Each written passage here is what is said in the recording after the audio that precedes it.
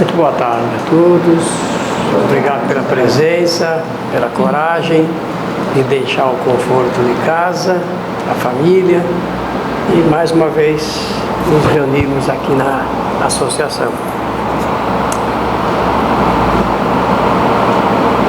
Nós estamos encerrando esse bloco de 3 comentários a respeito desse tema doutrina e comportamento. Claro que nós estamos falando da doutrina espírita.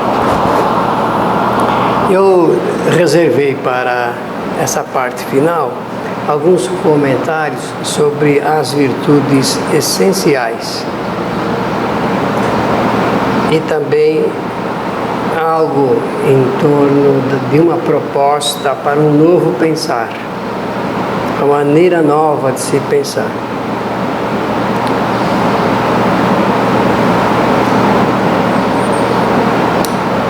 Esse assunto ligado com virtudes, eu chamo de reunião de qualidades. E eu vou chamar aqui 3 personalidades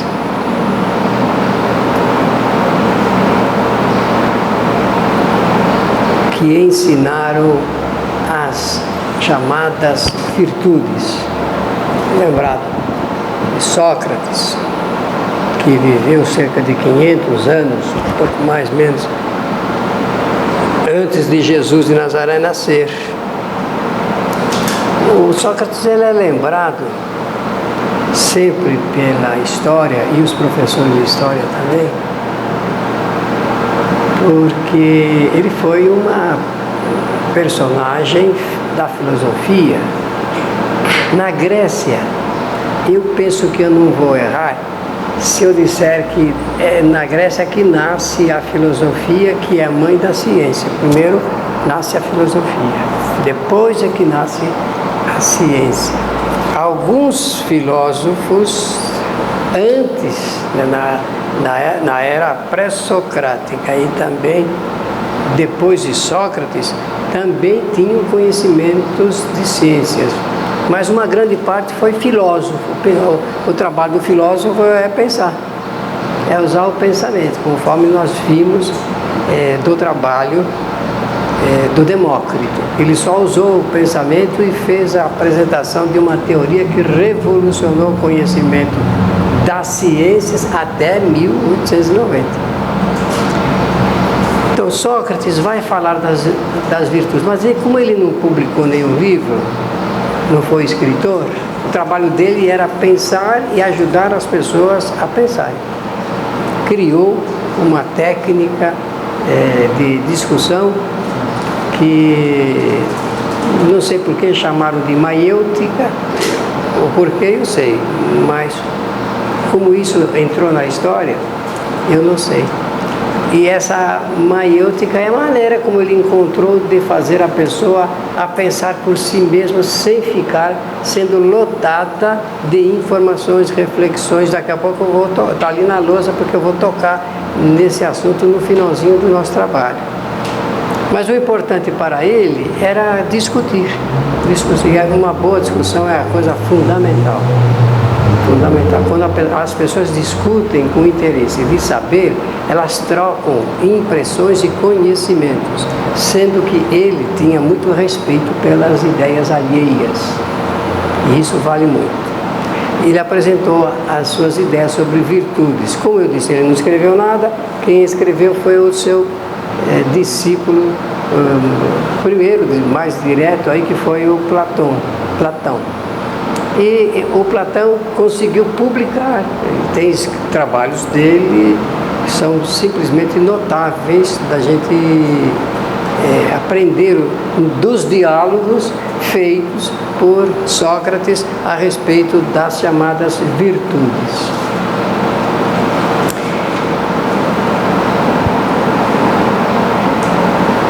Platão, ele não apenas pôde escrever, reproduzir o que Sócrates falava, como também ele fez muitos comentários a respeito desses temas. Um livro que eu gosto muito de ler, porque a gente pode acompanhar os comentários que ele faz, é a República. Todos são importantes, todos eles, mas esse em especial eu tenho uma espécie de carinho, porque eu posso ir fundo no pensamento dele, acompanhando o próprio raciocínio, falando de virtudes. Eu vou mostrar essas virtudes daqui a pouco, essas qualidades. E depois vem Aristóteles, que eu imagino seja uma espécie de simbiose dos dois.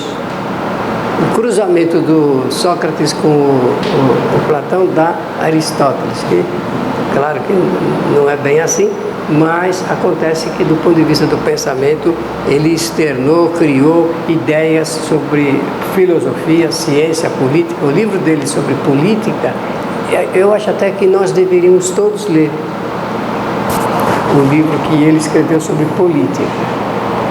Se nós lermos, a gente vai ter a impressão que ele está escrevendo, observando o que se passa no mundo hoje e está textualizando toda essa observação.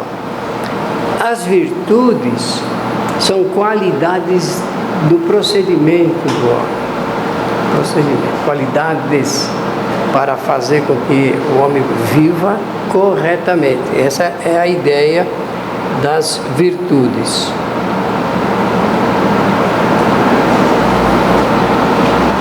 Depois, 1000 anos, 600 mil anos depois, vou arredondar aí, Jesus já apresenta também a sua teoria a respeito das virtudes referidas por Sócrates, Platão e Aristóteles. E ele vai falar de uma maneira não com o sentido de ensinar, como eles lá atrás também fizeram. A escola organizada e dirigida por Jesus é uma escola incomum.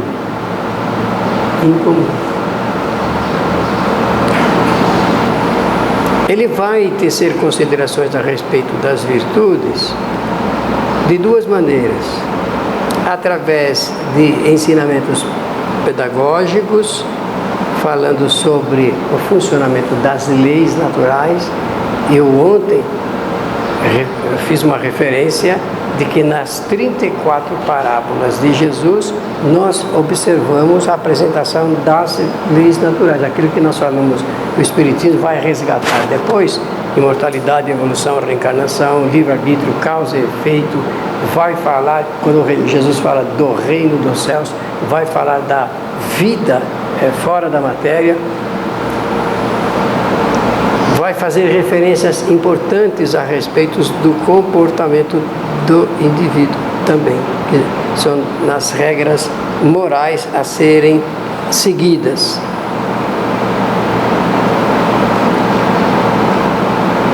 Da mesma forma como aqueles filósofos, Jesus também tinha um respeito pela ideia das pessoas. Nos momentos mais dramáticos que ele passou, a gente percebe isso.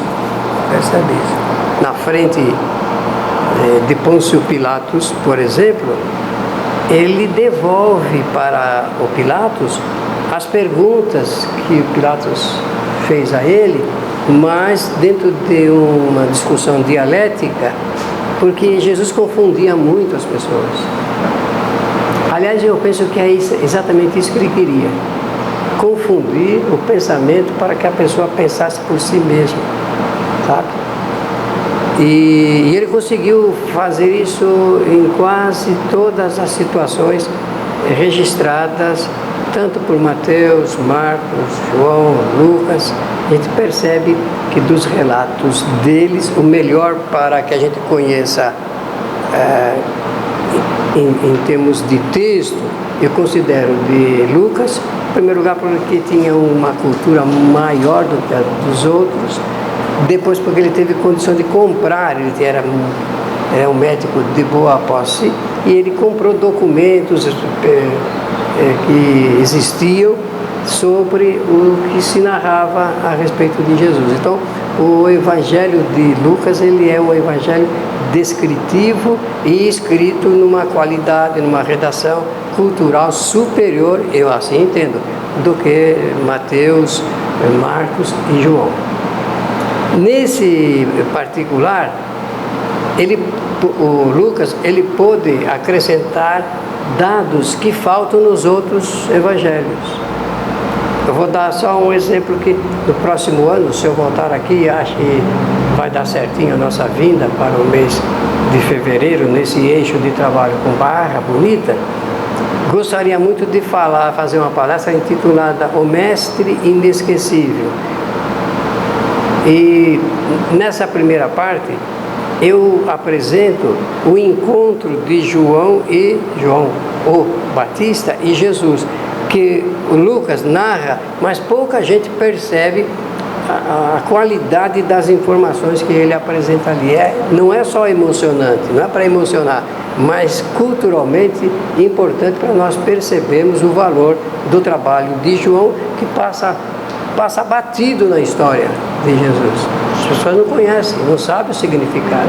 E tem umas informações aí importantes para serem transmitidas a fim de ajudar as pessoas a pensar. Porque ele, o Batista, ele era um pensador. Ele era um pensador. E o trabalho de Lucas, então, ele apresenta apresenta o resultado de tudo quanto ele conseguiu apurar aí dessas investigações, falando dessas virtudes apresentadas por Jesus, virtudes para a vida. Então vamos ver quais são algumas, né? Vou citar só algumas.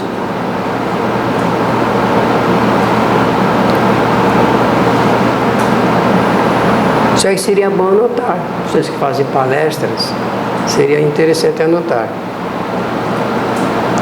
Porque essa palavra não está sendo usada mais. Ela é uma coisa como se fosse arcaica, superada, e não é. A palavra virtude, ela tem mais força do que propriamente a segunda palavra, que é a qualidade, que substitui.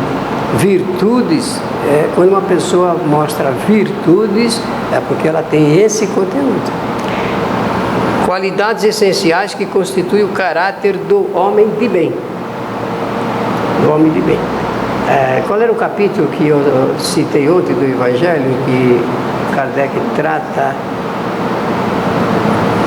das características do homem de bem? Vocês estão lembrados? 27? Foi isso? 27. Anotou, né? 27, Rodrigo? 17. Dei uma lida nesse capítulo, que ele é curtinho, escrito por Kardec, para combinar com o que eu vou mencionar aqui hoje. Sendo perfeito. Essa é uma frase que ele pegou um pedaço da frase de Jesus para poder dar título a um capítulo que ele ia falar das qualidades. A frase de Jesus por inteiro é: sede perfeitos, assim como também vosso Pai o é.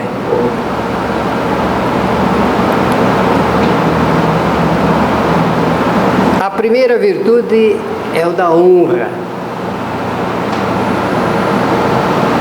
Para aqueles que não são casados ainda, anotem para depois ensinar para os filhos. E os filhos que puderem, ensinem para os pais.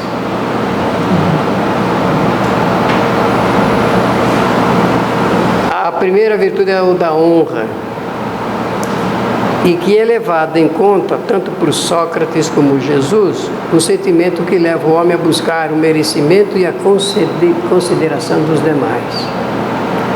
No passado, embora o passado não deve servir de modelo, porque nunca o passado foi melhor do que o presente.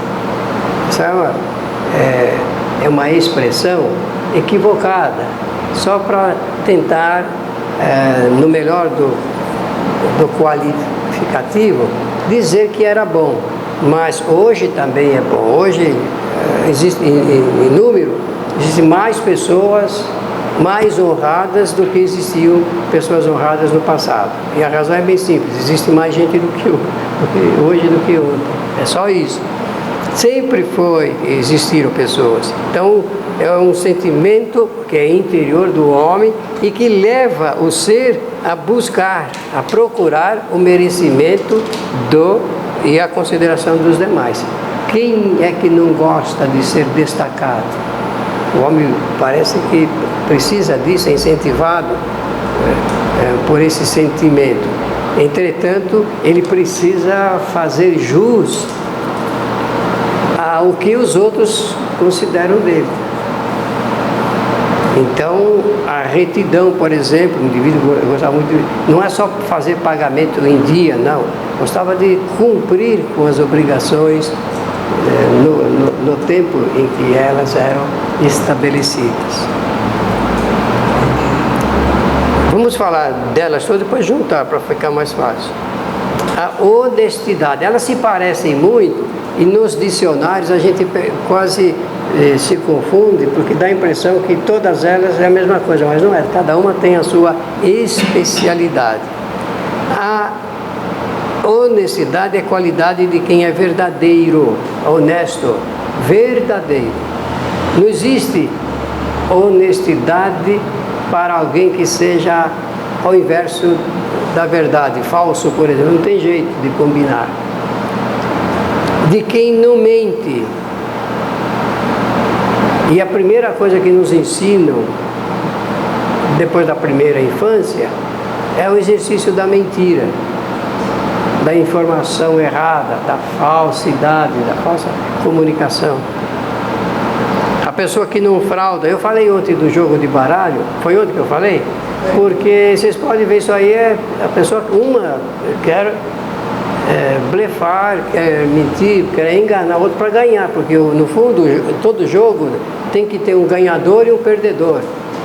Porque o jogo é para isso. Só que o sentido de jogo lá na Grécia, lá antiga, é diferente disso, era a competição pelo prazer de competir e não para derrotar.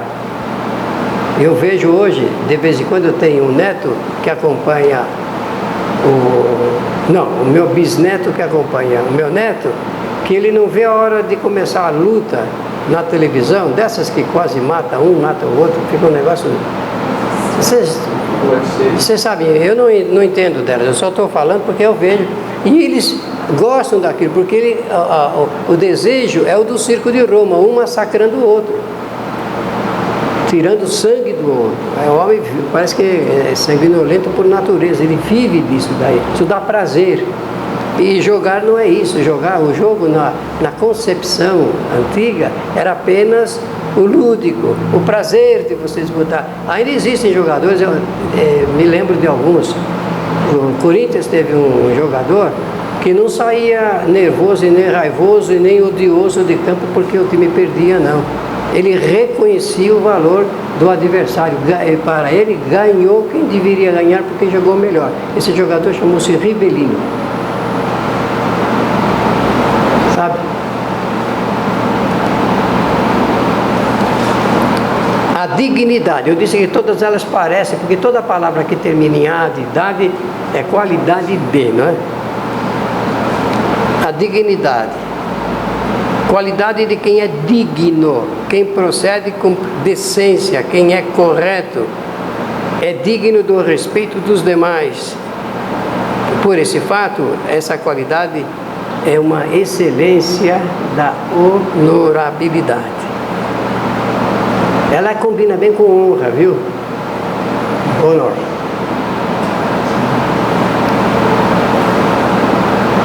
E as pessoas procuravam ser assim, se ensinava assim. Eu falei da cartilha da escola antiga, porque essas virtudes eram ensinadas nas cartilhas.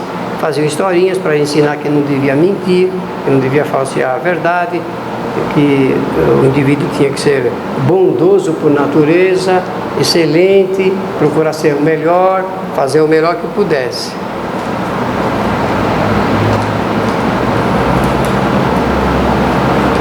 Vai voltar isso daqui a uns 100 anos, Parece que demora, mas não demora, não é rápido. 100 anos passa muito depressa.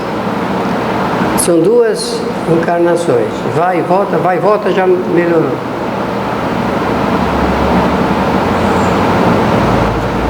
Fidelidade. Uma única palavra, lealdade. E fidelidade aqui não é só do namorado com a namorada, do marido com a marida, não é só isso não. É mais do que isso. É fidelidade a princípios, lealdade a princípios, a compromissos assumidos. Quando a pessoa, assim eu entendo, ela é fiel na vida, tudo acontece de melhor para ela. Porque isso que eu estou falando é uma espécie de roda que começa a funcionar devagarinho e depois pega firme na rotação e atrai, é um polo de atração. Todas as virtudes são polos de atração magnética. A pessoa fica diferente. E ela faz refletir nas virtudes essa diferença. Não é que ele seja diferente, é que ele se apresenta dentro desse quadro e os outros é que fazem o destaque. É mais ou menos parecido com a situação de carisma. O indivíduo, não é que um homem que tenha carisma, que é uma palavra que nasce religiosamente para dizer, ele conta com a graça. O carisma vem disso, mas na verdade é que ele, pela especialidade das suas virtudes, ele se destaca. Os outros emprestam a ele um certo poder, um certo halo, mais ou menos mágico, e que faz com que ele sirva de destaque. O Pelé, ele é um tipo carismático, porque ele tinha, pelo menos na mocidade, certas qualidades, certas virtudes, e elas faziam esse destaque. Não é só porque ele sabia jogar futebol, não. Solidariedade. Solidariedade, ser solidário. Por exemplo, as pessoas, eu peguei o exemplo de ontem, que nós estávamos saindo e apareceu um rapaz pedindo comida. Nenhum de nós, nem eu, nem a Alzira, nem a Yara, Maria, nem o Luiz Herrera, nenhum de nós ficou com dó do rapaz porque ele estava com fome. Dó nós não temos que ter de ninguém, mas nós temos que usar do princípio da solidariedade. Por quê? Porque ele está numa situação social, no momento inferior, precisando de uma ajuda. Adiantaria ficar com pena dele e não fazer nada? Não adianta nada, não resolve o problema do homem. O que ele está precisando naquele momento do que é? De algo para comer. E foi porque foi o que ele pediu. E eu já contei esse caso aqui, mas eu me lembrei agora, porque cabe bem dentro dessa funcionalidade do pensamento. Há muitos anos atrás, 1998, eu e Alzira ajudamos um grupo lá em Santos, em Guarulhos, um grupo de pessoas para fundar um centro. O centro hoje, nós ajudamos, demos o nome de Centro Espírita Caibar Chútil. E começaram a aparecer pessoas lá para participar dos cursos e também do trabalho social que o centro tinha. E apareceu um rapaz chamado Edson Cordeiro. É Cordeiro ou Carneiro? Assim. Eu não me lembro do sobrenome dele, nunca sei se é Carneiro ou Cordeiro. Hein? Não, mas não teria que saber. Ele nos contou uma vez que ele participava de um centro lá em Guarulhos e que esse centro tem uma obra social e assistencial muito grande. E organizou uma campanha chamada Campanha Alta de Souza. Essa campanha, para quem não sabe, funciona da seguinte maneira: o centro reúne um grupo de pessoas, faz um treinamento e essas pessoas no sábado vão à rua, bater de casa em casa, explicar qual é o objetivo da campanha, entregar uma sacolinha com um folheto pedindo que as pessoas colaborem para colocar dentro roupa, agasalho e remédios. Esse é o trabalho dessa campanha. E no domingo eles voltam e recebem de volta a sacolinha. Todos os colaboradores levam as sacolinhas todas lá para a central e eles ali fazem a separação, porque já tem a destinação certa dos locais que precisam de receber roupa, alimento, remédio. Tá.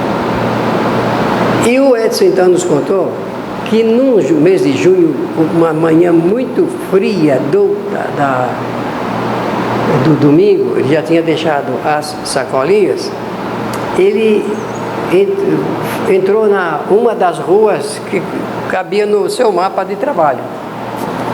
E como era uma manhã muito fria, ele estava com uma japona que ele havia comprado na véspera, confortável, bonitão, colorido, e entrou na rua para começar a fazer o trabalho. Isso aí era mais ou menos 7h30 para chegar às 8 horas da manhã.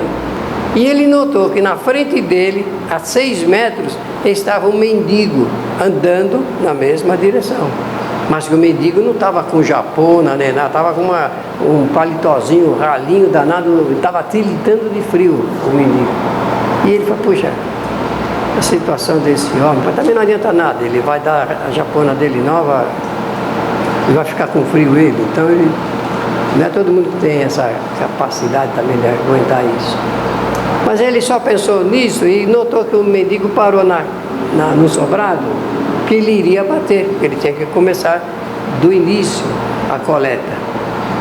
E o mendigo tocou campainha e apareceu na janela de cima, uma senhora que abriu a janela e estava em trajes de dormir, era manhã, e ela se apresentou assim na janela e ele cumprimentou a mulher. Eu vou falar do jeito, tudo que eu falar aqui é do jeitinho que o Edson passou para nós.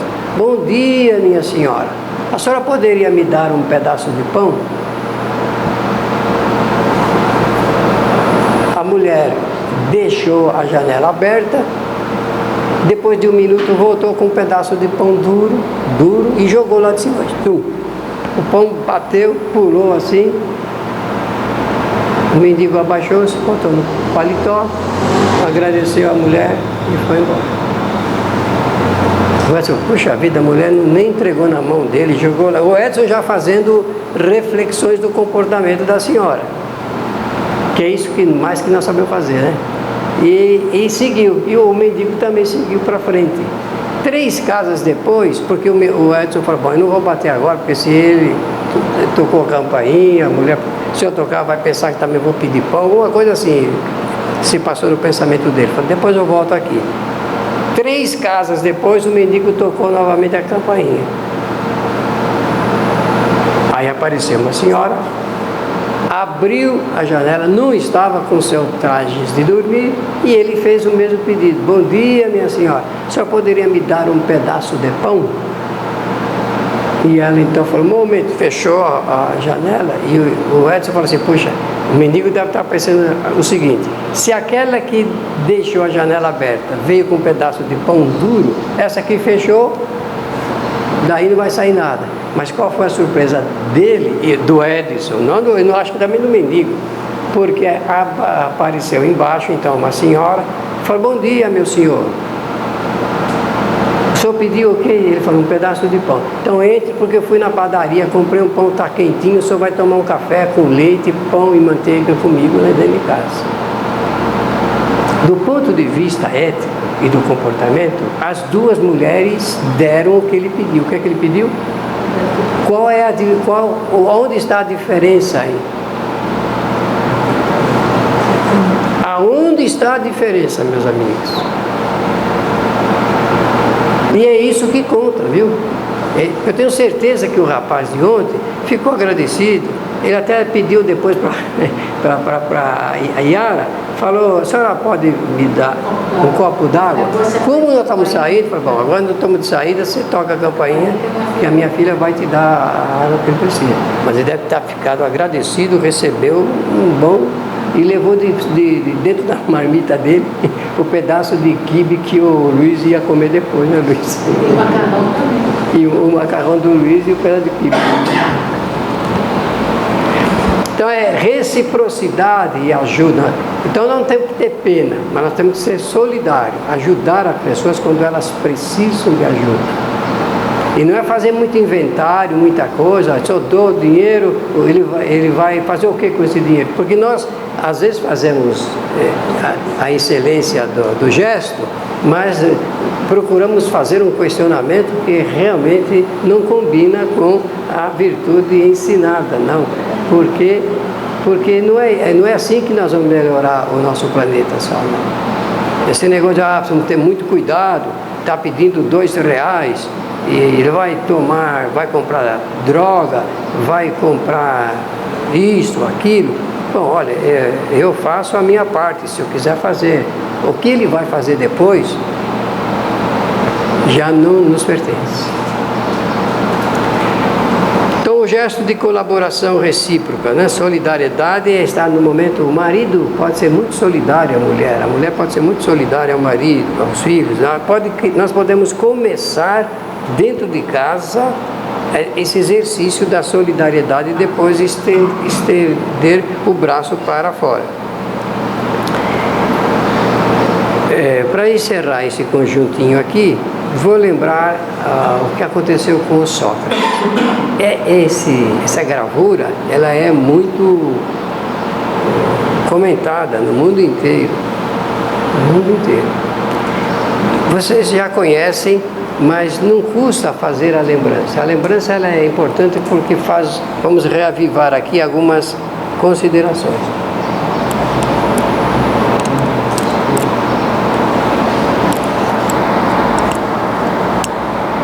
Puxa, ontem estava bom isso aqui, mas não funciona. Essa cena, Sócrates está na prisão. Todos os que estão aqui, que fazem parte desse quadro, são pessoas da amizade e são discípulos de Sócrates. Ele foi julgado e a denúncia de que ele corrompia a juventude grega pelas ideias que ele apresentava. Essa é a denúncia. É a mesma coisa de Jesus. Jesus foi denunciado, preso, aprisionado. Bom, então ele foi preso, julgado, condenado à pena de morte. Na Grécia, o método de penalizar era através da cicuta, que era um veneno que está ali na taça que está sendo oferecido. Ele deve estar fazendo aquele famoso discurso final dele, que é muito interessante de ler. E ele vai tomar. Só que antes dele tomar, antes dessa cena, tem uma passagem ligada com esse assunto de virtudes que eu quero apresentar aqui para vocês, para quem não sabe. E essa passagem é a seguinte: Sócrates estava preso, os amigos dele inconformados, porque sabia da honestidade de propósito, do trabalho dele, que ele não era um delinquente, mas resolveram tirar ele da prisão. Falaram, vamos tirar ele da prisão aqui, porque não vamos deixar o nosso mestre morrer. Então um deles ficou encarregado de ir até Sócrates, entrar lá na cela e ter um diálogo com ele, uma conversa. E o diálogo foi o seguinte: ele chegou e disse, mestre, esta noite nós vamos tirá-lo aqui, você vai fugir, não vamos deixar executar você. Nós vamos trazer um cavalo preparado com uma sacola, com comida, com roupa, e você vai se mandar daqui. Esse é o que o discípulo falou. Diz que quando o discípulo fez esta oferta de fuga, diz que Sócrates deu um passo para trás, olhou bem o nosso amigo ali e disse: escute, você está dizendo que vai me tirar aqui da prisão? Pois sim. Aí Sócrates perguntou: mas quem disse para você que eu estou preso? Porque quem está preso é meu corpo. Eu não estou preso, não sou eu. E depois, meu filho, se eu aceitar, nada, né? Está funcionando? Poxa, Zirinha. Depois, se eu aceitar essa proposta de fuga, com que moral eu pregarei moral? Suborno, não é? Às vezes a gente não percebe, sabe? Tem tanta gente na fila aí do caixa, eu vou dar um jeito. Se eu conhecer o caixa, ou conhecer o gerente do banco, eu posso fazer uma série de expedientes e passar na frente de todas aquelas pessoas que estão. Não é assim que funciona? Procedimento. São duas coisinhas simples.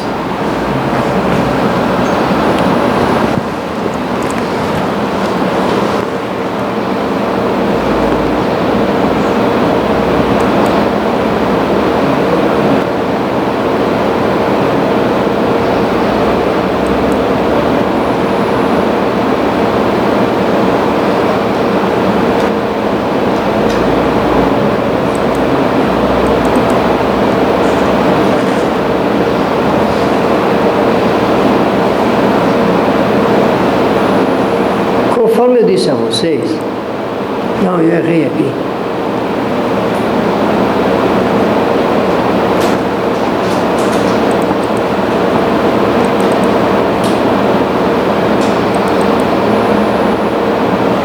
É aqui embaixo, né?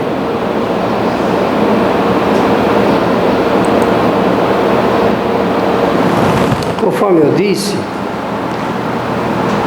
nós não conversamos bastante a respeito das virtudes. Não falamos isso? Para muita gente é até melhor que não se comente numa casa, numa família, porque quanto mais nós falarmos disso, mais nós comprometeremos as pessoas em função do exercício das virtudes. Por isso que está certa aquela frase: quem fala se compromete. Já ouviram essa expressão? E é mesmo. A Alzira costuma falar sempre isso. E o pessoal não gosta muito, lá em casa não gosta que ela fala, porque eles querem arrancar dela sempre uma confirmação. De alguma coisa, não, eu não vou falar nada porque quem fala se compromete.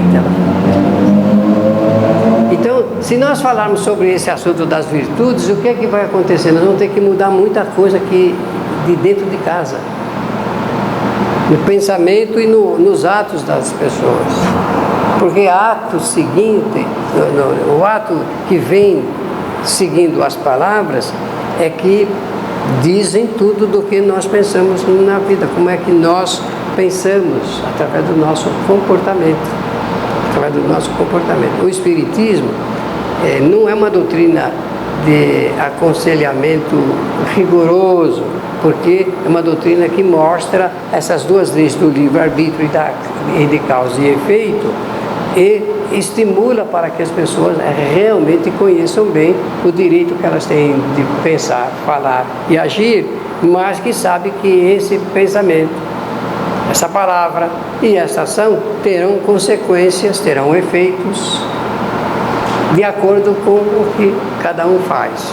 O que o Espiritismo mostra é que cada um de nós passa exatamente o que tem que passar, porque criou aquela situação através do pensamento, da palavra e da ação. Não há como escapar disso, não há como escapar. Por isso que o Emmanuel, através do Chico, uma das frases muito boas, interessantes do Emmanuel, uma delas é essa que eu vou dizer a vocês. Fiquem com a frase do Emmanuel para conferir isso do ponto de vista filosófico, do conteúdo doutrinário da vida, não é só do Espiritismo, não. Ele diz assim: no mundo não existem coitados, no mundo existem culpados. Cada um é criador do seu sofrimento. Vocês já ouviram uma pessoa dizer assim, sabe? Aquela criatura me fez tanto mal, não fez mal nenhum. Ninguém faz mal para outra pessoa. O mal que ela pensa que cria para outro, ela está criando para si. Tá? Eu paro por aqui porque tem uma reflexão no meio que eu não quero fazer agora, mas tenho certeza que daqui a pouco alguém vai perguntar, porque é fatal isso. Então, uma maneira nova de pensar.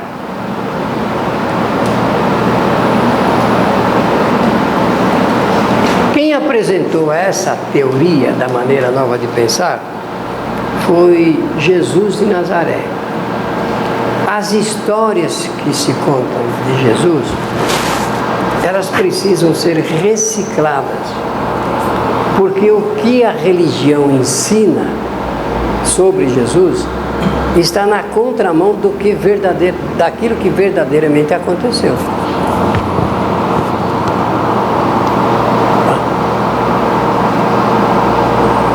Mas as pessoas ficam com o psiquismo cravado dessas histórias, porque isso interessa às ordens religiosas que querem manter as pessoas na ignorância dos acontecimentos.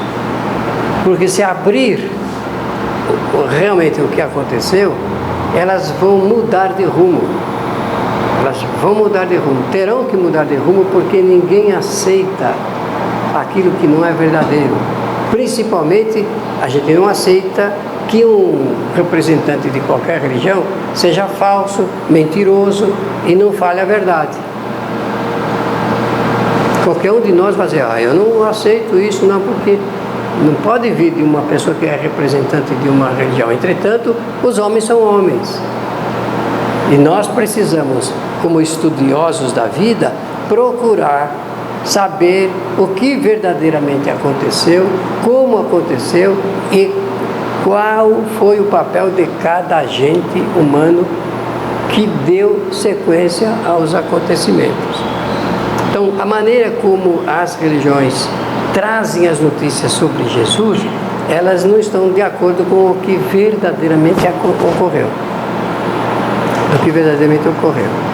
Em primeiro lugar, Jesus não quis mudar a maneira de pensar de ninguém. Não era esse a sua intenção. Mas como é que eu estou falando isso? Por quê? Com que base? Com base no que está escrito a respeito da sua história. Aonde a gente vai ler sobre a vida de Jesus? Aonde que a gente lê? Nos 4 textos, 4 escritores, os chamados evangelistas. É ali, porque não existe outro local.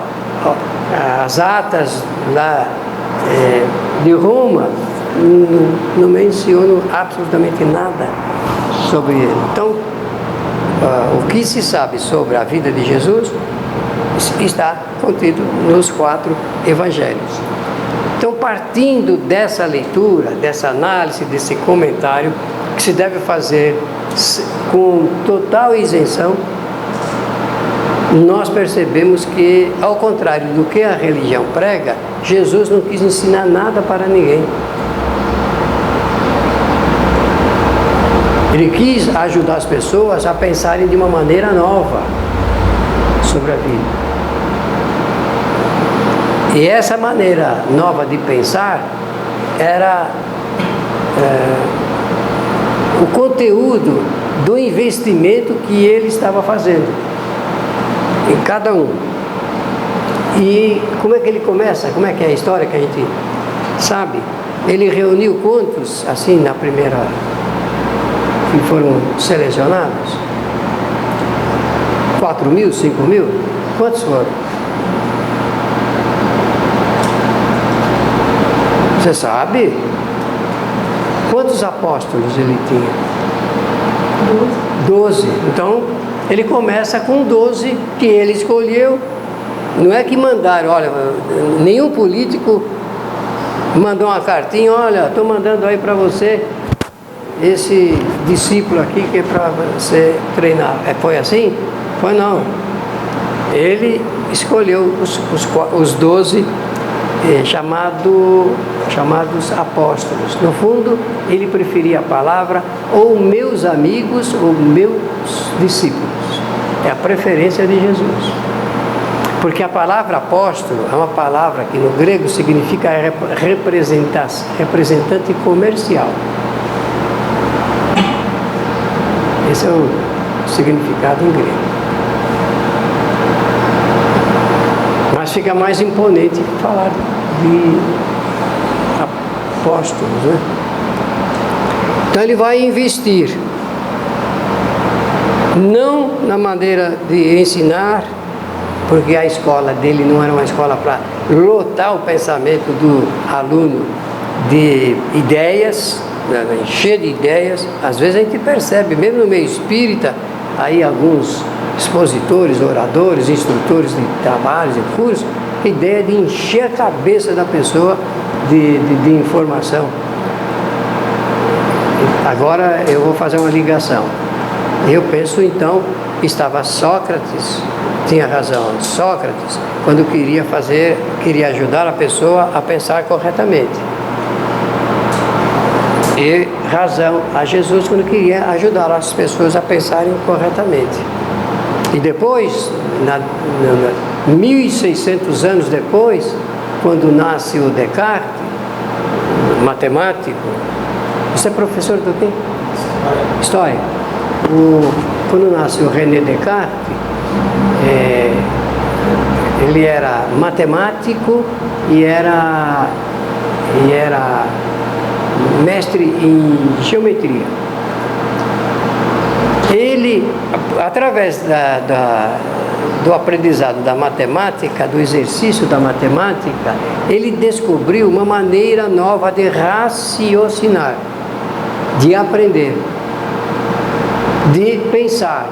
E ele propõe, então, toda a metodologia dele em 4 lances, num livrinho de 60 páginas chamado Discurso sobre o Método. A ideia do Descartes está ali.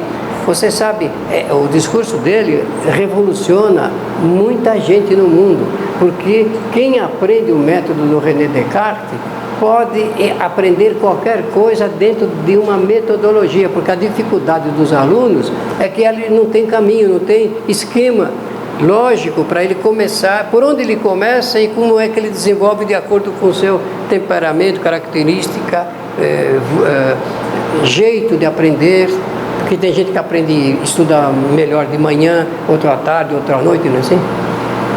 Produz mais, então tudo isso tem que ser levado em consideração. E ele conseguiu equalizar uma metodologia. Então eu dou valor muito ao Descartes, porque combina com o pensamento de Jesus e dos filósofos da antiguidade. E nesse caso, o que Jesus pretendia era transformar o interior do indivíduo, para que ele pudesse se achar. No fundo, ele botava o cara para pensar na vida dentro de um raciocínio metódico, que é o que nós precisamos aprender. Jesus, quando falava, criava isso nas pessoas, estimulava. Tanto é verdadeiro que cada palestra que ele fazia pública lá, a céu aberto, tinha sempre 1.000, 1.200, 5.000 pessoas. E ele não tinha aparelho nenhum, nem usando a tecnologia, nem nada. Ele falava mansamente, que ele não gritava, falava mansamente, todas as pessoas ouviam. E ele usava de uma linguagem indireta para alcançar o resultado. Por quê? Agora chegou a hora de dizer. Porque cada pessoa é uma pessoa, cada indivíduo é um indivíduo, cada um tem o seu jeito, tem o seu perfil espiritual. As pessoas não aprendem do mesmo jeito, da mesma hora. Alguns demoram muito para começar a aprender as coisas. E por que isso? Porque cada um tem o seu estágio evolutivo. Jesus sabia disso. Então ele contava histórias, embutia uma concepção de verdade dentro da história, no miolo, que essa era a parábola, a maneira que ele usava de falar, e cada um pegava do seu jeito. Então, para exemplificar, e vocês um dia conferirem, eu gostaria tanto que vocês fossem não apenas analistas, como cientistas do conhecimento para ajudar, para verificar isso.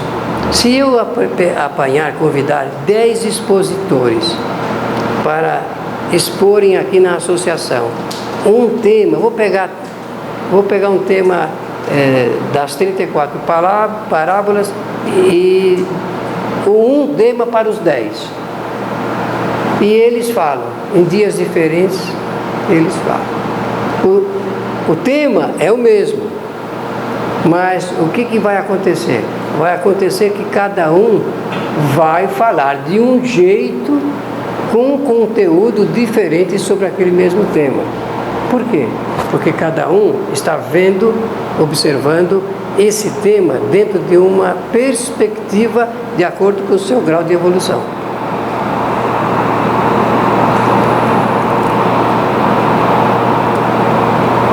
Nós precisamos saber disso. E querem saber mais? As pessoas que ouvirem os 10, cada uma vai receber de um jeito diferente do outro.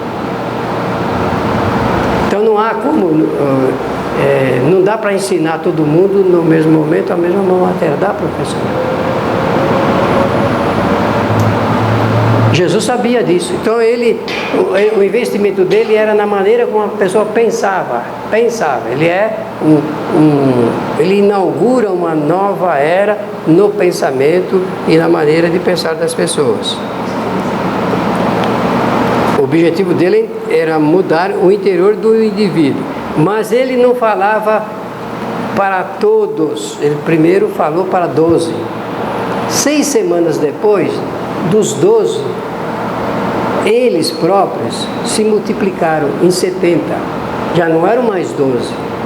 6 semanas tinham 70, e algumas semanas mais tarde tinham 500 na Galileia.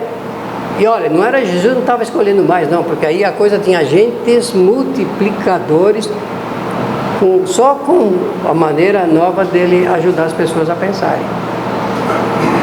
Por quê? Porque o judeu, principalmente o hebreu, principalmente o hebreu que era adepto do judaísmo, a religião judaica, ele tinha um rigor na aprendizagem. Como não se escrevia nada, guardava-se tudo na lembrança, eles só ouviam e eram obrigados a guardar no pensamento.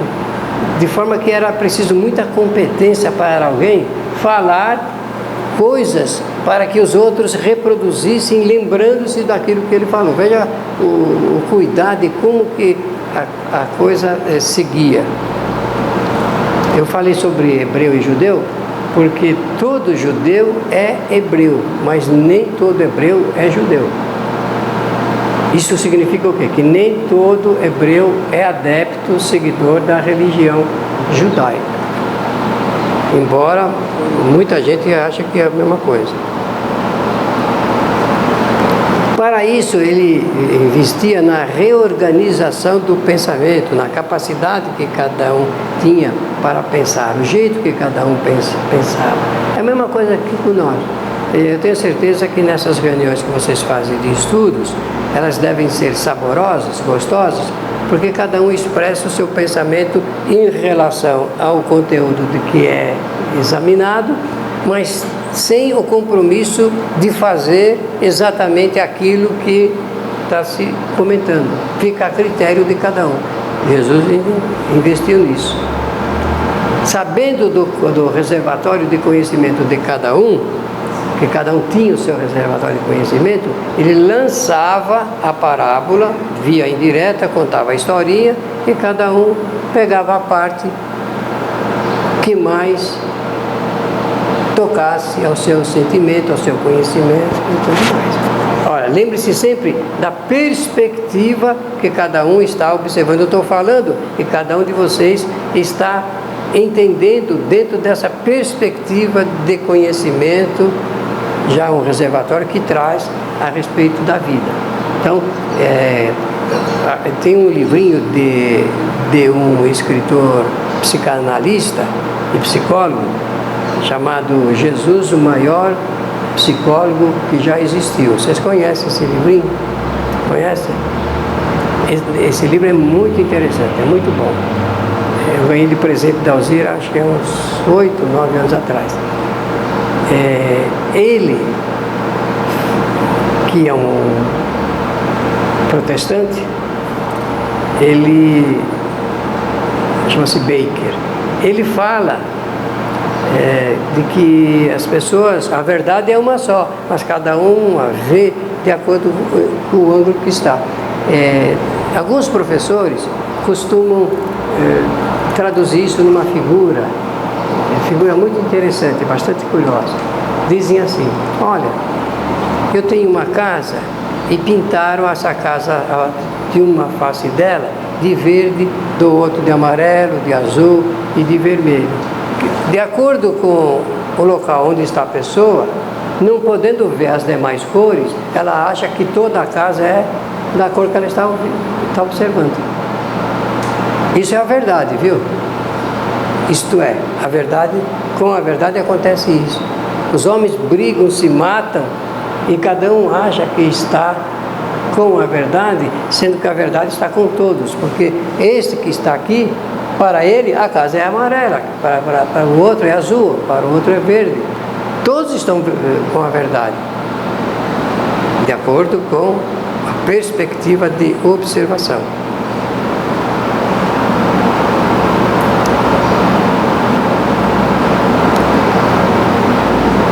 Aí Jesus apresenta algumas teorias dentro dessas historinhas que eu mencionei. Dessas virtudes, o que é que eu preciso primeiro a pensar? Não, eu vou falar antes disso, fazer uma referência que ela é importante. Eu vou tentar escrever aqui. Vocês já ouviram, já leram alguma coisa a respeito da palavra caridade? Não é verdade? Já ouviram? Quantas exposições já foram feitas falando da caridade? Mas o que é que nós entendemos por caridade? O que é que nós entendemos por caridade? Bom, eu entendo, as pessoas falam assim, eu entendo por caridade é o exercício da bondade, de ser bom, de dar coisas, né? A religião diz que dar uma esmola é exercer a caridade. Ser indulgente com as pessoas. Como? Indulgente com as pessoas. Mas verdadeiramente o que é ser caridoso? É dar coisas, dar roupa. A campanha Alta de Souza, por exemplo, faz esse trabalho com a bandeira desfraldada em nome da caridade, da benevolência. E é mesmo, isso é bom, benevolência é bom. Mas Jesus, quando fala da caridade, ele não apresenta nada disso.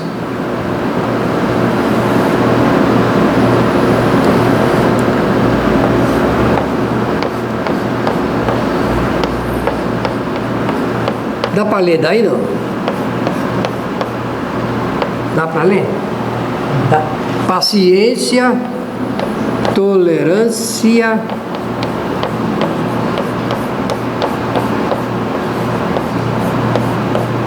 e indulgência.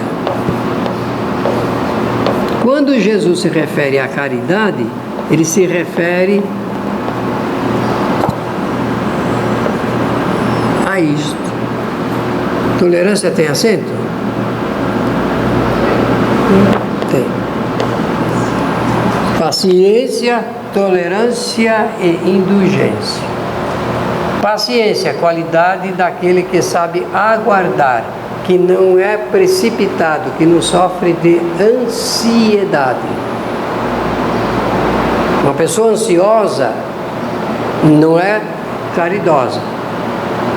nem com ela e nem com os outros. Aliás, a pessoa ansiosa não tolera nada das pessoas.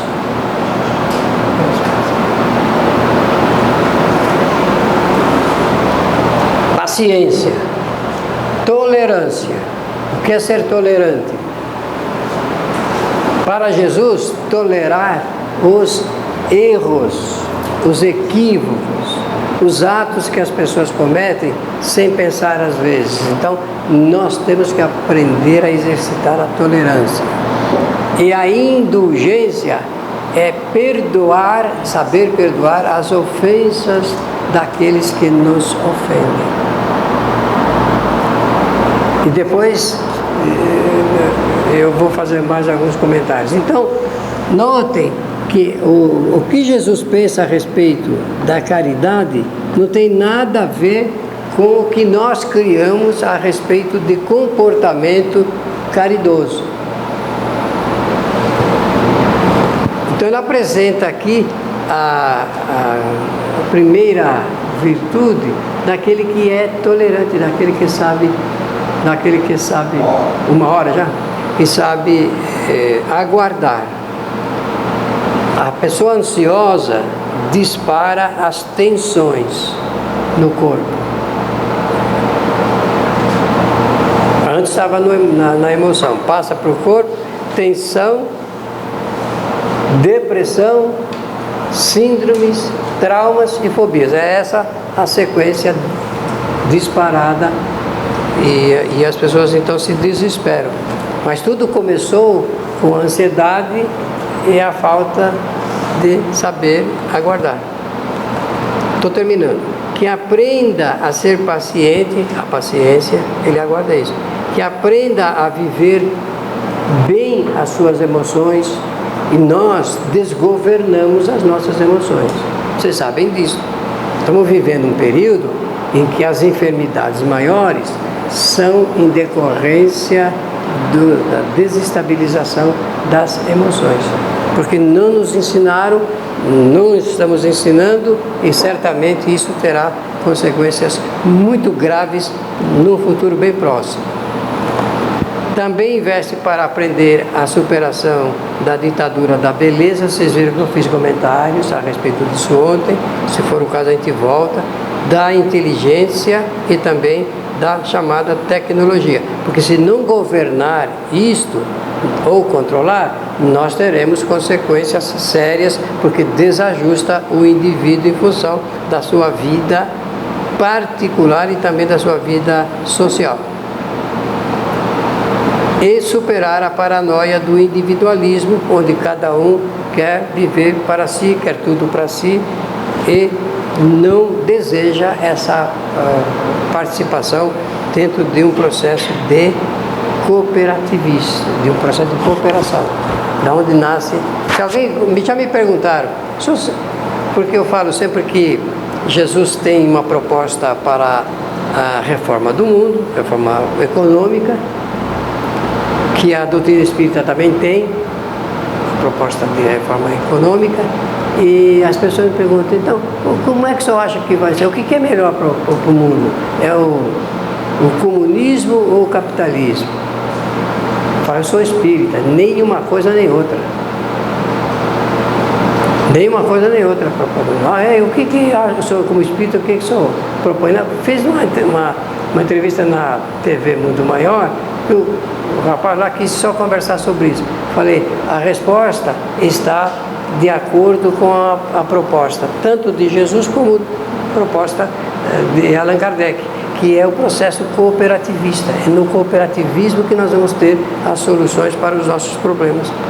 Ah, é? Por quê? Porque vai desaparecer o egoísmo. O Luiz gosta muito de falar isso. A hora que desaparecer o egoísmo, de que cada um não queira as coisas só para si, nós teremos uma melhora do nosso planeta. É assim que funciona, porque nem um sistema nem outro está em acordo. Por que Jesus não é estudado pela ciência? Por quê? Por que na ciência médica, por exemplo, não se estuda a terapêutica apresentada por Jesus? Por quê? Porque vai em desacordo com essa ideia famigerada de que o indivíduo tem que ganhar dinheiro. O cooperativismo não seria governo, seria o povo. Em tudo. A ideia cooperativista, ela é em tudo. É da colmeia. Na verdade, a ideia do cooperativismo é da colmeia. E onde as pessoas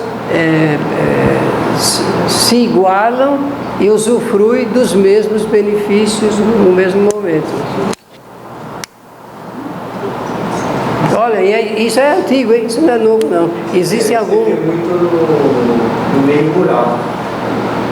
Alguns produtores usam do cooperativismo, apesar que eles criam cooperativas, e vai viver que pouco. É claro. Então não tem nada e constrói, de repente, um lacinho só com o benefício que eles arrecadam. Porque é dividido em cotas, aí as coisas são cotas. É destinado uma parte para o objetivo que eles Que é querem. para o todo e é retirado um pedaço de cada um. Isso já é provado que funciona. Mas é claro que é provado que funciona. Tanto que existem ensaios aí até para se organizar algumas cidades, alguns países, dentro desse esquema cooperativista. O Luiz fez o sinal.